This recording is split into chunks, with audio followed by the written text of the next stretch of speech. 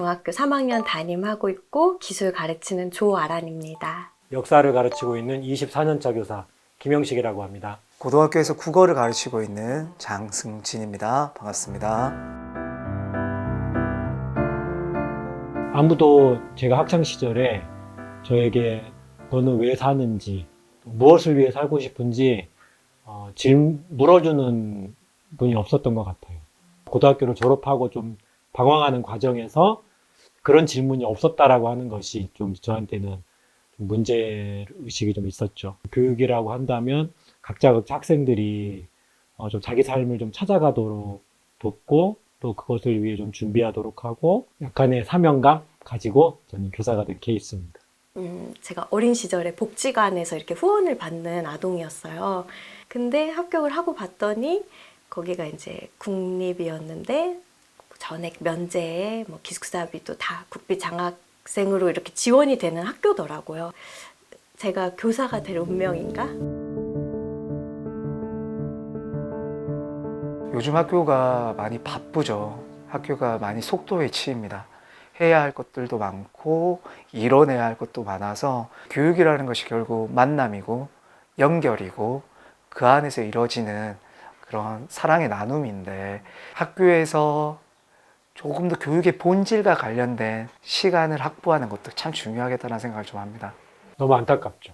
너무 안타깝고 저 어렸을 때를 돌아보면 일단은 정말 초등학교 때 너무 신나게 놀았고 중학교 때도 참 많이 신나게 놀았고 그러면서도 공부를 집에서 혼자 한다거나 또 시험 기간이면 반짝 한다거나 하면 어느 정도 따라갈 수 있었거든요.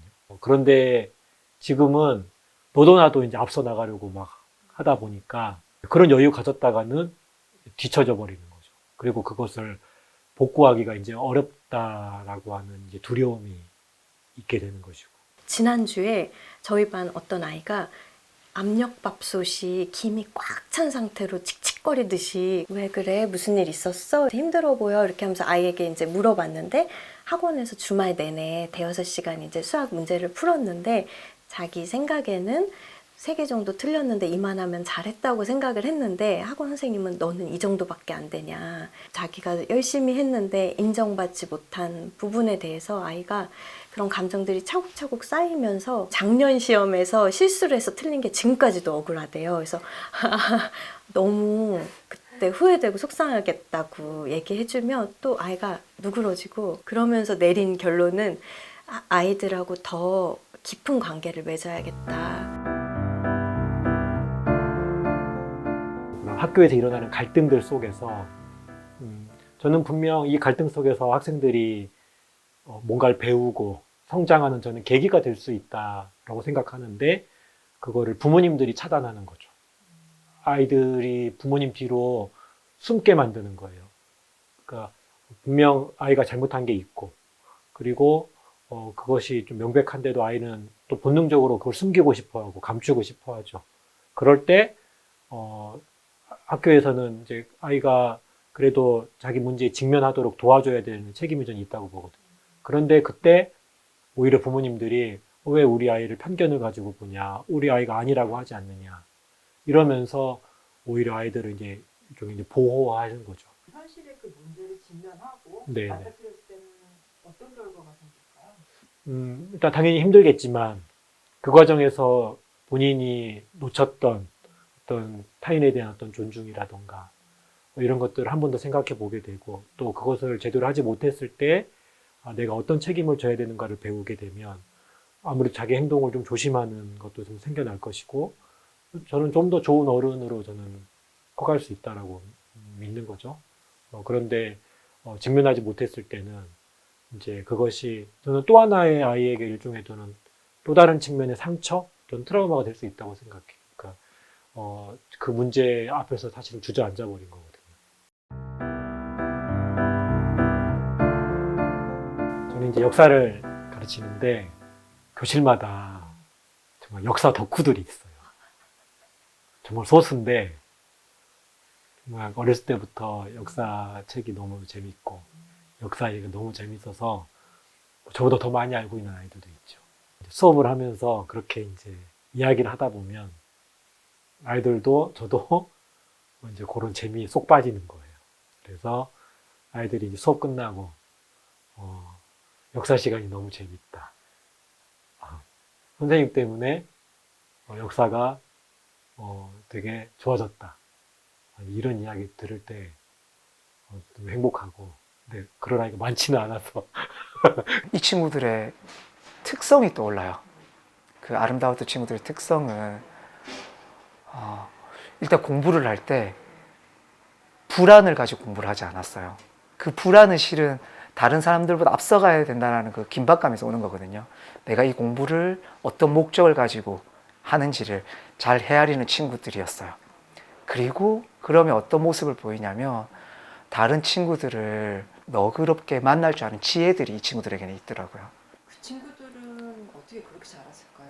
결국은 경험이 있을 것이거든요. 그걸 제가 다 뭔지는 모르겠지만 그 친구가 경험했던 공동체 속에서 배려받았던 것들, 그리고 실수에도 안전했던 것들, 이러한 환경이 경험이 다른 사람을 대하게 해주는 원천이 되기 때문에 아마 그런 선한 경험들이 많지 않았을까 그렇게 생각합니다.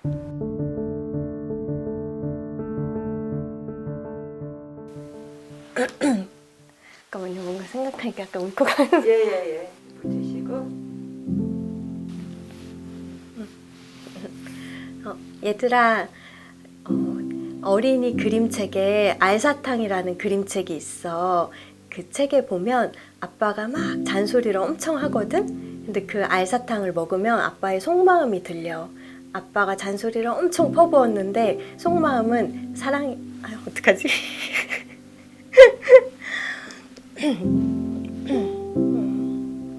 제가 눈물이 많아가지고 죄송해요. 제가 가져올게요. 잠깐만 기다리세요. 근데 선생님도 요즘에 그 그림책이 자주 떠올랐어. 너희랑 만나서 얼굴 보고 얘기하고 뒤돌아서 나오면은 사랑해 사랑해 그런 마음이 선생님 마음속에 이렇게 떠올랐거든. 근데 너희가 가정에서 어려움을 겪거나 학교에서 어려움을 겪거나 그런 일이 있을 때 선생님들은 너희를 도와주고 싶고 너희 편이 되어서 어떻게든 옆에 있어주고 싶거든. 그러니까 힘든 일이 있으면 언제든지 얘기하고 다 해결해 줄 순 없지만 너희가 힘들 때 그 시간을 옆에서 좋은 어른으로 같이 있어주고 싶어. 선생님은